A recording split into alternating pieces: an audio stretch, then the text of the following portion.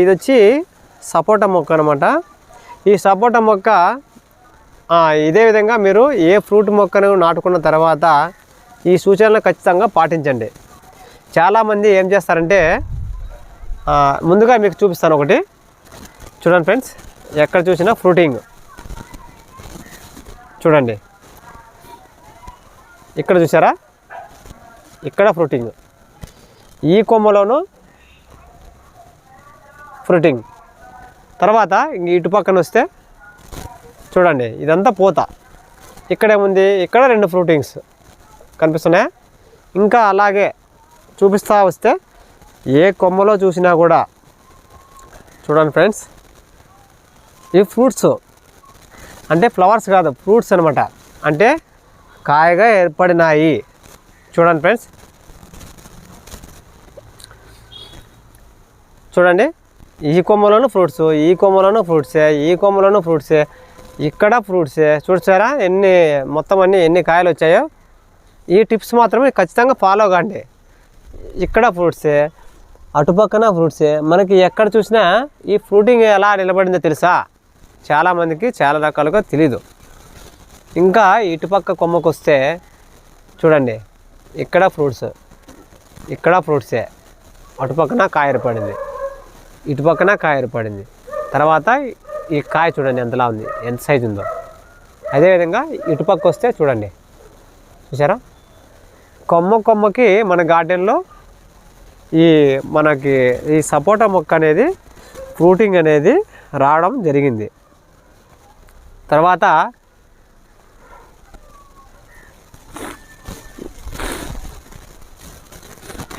ఇంత మొక్క అనేది ఫ్రూటింగ్ రావడానికి కారణం తెలుసా? చాలామంది మునగ కొమ్మలు కానీ, అదేవిధంగా జామ కొమ్మలు కానీ, ఈ విధంగా సపోటా పండ్లు కానీ చాలా రకాలుగా మన గార్డెన్లో ప్రతి ఒక్కరు గార్డెన్లో నుండి మొక్కల్ని ఫ్రూట్ సంబంధించిన మొక్కల్ని పెంచుకుంటుంటారు.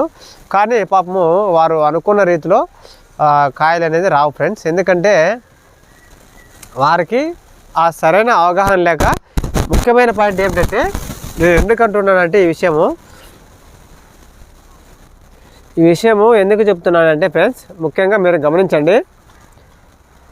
మనము ముఖ్యంగా ఫ్రూట్ ప్లాంట్ని మనము నాటుకున్న తర్వాత మనము ఈ మొక్కకు అనేది ఎక్కువ శాతము 4 అవర్స్ కంటే ఎక్కువ మనము వేడని తగలకూడదు. అదొక పాయింట్. మనము ప్రత్యేకంగా మనము ఆ మొక్కను ఒక్కదానే మనము అలాగే మధ్యలో మాత్రము చుట్టుపక్కల ఏ మొక్కలు లేకుండా ఆ మొక్కను మాత్రం నాటుకొని అలాగే కంటైనర్ అక్కడ పెట్టామనుకోండి, ఆ చుట్టుపక్కల ఉన్న టెంపరేచర్ ఎక్కువ అయిపోయి ఆ కంటైనర్ హీట్ ఎక్కేసి ఆ కంటైనర్లో ఉన్నటువంటి మట్టి అనేది హీట్ ఎక్కేసి వేర్లు అనేది వేరు అనేది వాడిపోవడం జరుగుతుంది. దాని కారణంగా మనకి ఆ ఫ్రూట్ ప్లాంట్ ఏదైనా సరేనండి మనము, ఎందుకంటే ముఖ్యంగా మనం మట్టిలో అయితే వేరండి, మనం గార్డెన్లో మొక్కల్ని పెంచుకుంటాం కాబట్టి అలా చేయడం వలన ఆ మొక్కకు సంబంధించిన వేర్లు వాడిపోయేసి ఆ మొక్క అనేది వాడిపోవడం జరుగుతుంది. ఆ మొక్క అనేది గ్రోత్ అనేది నిలిచిపోతుంది, పోతా పిండి వస్తుంది. కానీ అది ఆ పోతా పిండి ఏమవుతుందంటే 1 or 2 days కన్నా కానీ అది రాలిపోవడం జరుగుతుంది. అదొక కారణం. ముఖ్యంగా వాటరింగ్ విషయానికి వస్తే, ముఖ్యంగా మనం వాటరింగ్ ఇవ్వాలంటే మనం మ్యాక్సిమం ఒక్క రోజు కానీ మిస్ అయితే, లేదంటే అట్లీస్ట్ డే బై డే ఖచ్చితంగా మనము ఏ మొక్కకైనా వాటరింగ్ ఇవ్వాలి. లేదంటే ఆ మొక్క అనేది వాడిపోవడం జరుగుతుంది. మనం ఎంత పూత వచ్చినా కూడా ఆ పూత అనేది రాలిపోవడం జరుగుతుంది. ఓకే ఫ్రెండ్స్, ఈ విధంగా మీరు ఫ్రూట్ మొక్కని ఏ మొక్క అయినా సరేనండి ఈ విధంగా నాటుకున్న తర్వాత ఈ టిప్స్ అనేది ఫాలో కండి. చాలా అంటే చాలా అనేది పూత అనేది నిలబడుతుంది, పిందె అనేది కూడా నిలబడుతుంది ఫ్రెండ్స్. ముఖ్యంగా చెప్పే విషయాలు చూసే ఉంటారా మనం గార్డెన్లో. చాలామంది నాటేస్తారు. ఈ ఫ్రూట్ సంబంధించిన ప్లాంట్ని సరైన కంటైనర్ తీసుకోకుండా చిన్న కంటైనర్ తీసుకొని నాటేసి ఎక్కడో మనకి గార్డెన్లో ఒక సైడ్న ఉంచేస్తారు. దానివల్ల మనకి లాస్ అనేది ఉంటుంది ఫ్రెండ్స్. కానీ అది నాటుకున్న తర్వాత మన మొక్కని ఎక్కడ ఉంచాలి, ఏ టిప్స్ మనం ఫాలో అవుతాయని చెప్పేసి మొక్క అనేది కాయ పిందె అనేది నిలబడుతుందని చెప్పేసి చాలామందికి చాలా రకాలుగా తెలియదు ఫ్రెండ్స్. నేను ఈ విధంగా మొక్క నాటుకున్న తర్వాత నేను బిగ్ సైజ్ కంటైనర్ తీసుకున్నాను. అదొకటి, ఈ కంటైనర్ చుట్టూ మనకి ఈ మొక్కలు అనేది ఈ విధంగా చుట్టూరా ఇలా ఉంచుకున్నాను. తర్వాత ఇందులో బిగ్ సైజ్ కంటైనర్లో మీకు ఏది పాసిబుల్గా ఉంటే ఈ విధంగా చిన్న చిన్న కుండీలు మాత్రం ఈ విధంగా మొక్కకు సంబంధించిన మొదట్లో ఈ విధంగా ఉంచుకోండి ఫ్రెండ్స్. ఇలా ఉంచుకోవడం వల్ల మనకి వాటరింగ్ ఇచ్చినప్పుడు ఆ పూత పిందె వచ్చిందనుకోండి, అలా వచ్చినప్పుడు వాటర్ తక్కువ కావడం వలన మనకి గార్డెన్లో ఫ్రూట్ ఏ ఫ్రూట్ మొక్కకైనా సరే అండి వచ్చినటువంటి పూత అనేది ఎండిపోవడం జరుగుతుంది, రాలిపోవడం జరుగుతుంది.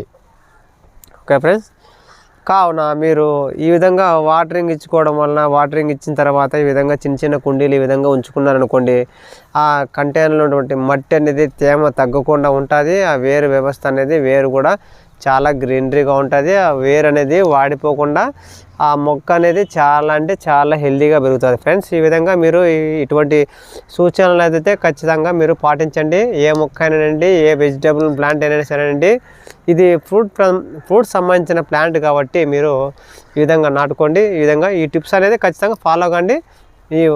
ఈ ఏ ఫ్రూట్ అయినా సరేనండి ఇదే సేమ్ మెథడ్ అనేది మీరు ఫాలో కండి అనమాట. ఈ సూచనలు అయితే మీరు మొక్క నాటేసి ఎక్కడంటే మేము గార్డెన్లో మా కాయలు పండేస్తాయని చెప్పేసి మీరు నర్సరీని తీసుకొచ్చేసి మొక్క నాటేసిన తర్వాత మేము అక్కడే ఉంచుతాము, మాకు అక్కడే కాయలు కాస్తాయి అని అనుకుంటే కష్టమేనండి. ఎందుకంటే నేను ఈ విధంగా చేసుకున్నా కాబట్టే చూడండి, ఎక్కడ చూసినా కాయలే. చూడండి ఫ్రెండ్స్, పూత అది రాలిపోలేదు. చూడండి ఇంకా ఉన్నాయి, ఇంకా చాలా అంటే చాలా ఉన్నాయి. ఈ విధంగా పూత నిలబడుతుంది, కాయ నిలబడుతుంది అనమాట. నేను ఈ సూచనలు పాటించాను కాబట్టి మీకు చెప్తున్నాను ఫ్రెండ్స్. ఓకే, ఉంటానండి. హ్యాపీ గార్డెనింగ్ అండి. నెక్స్ట్ వీడియోలో కలుద్దాం. బాయ్. హ్యాపీ గార్డెనింగ్ అండి.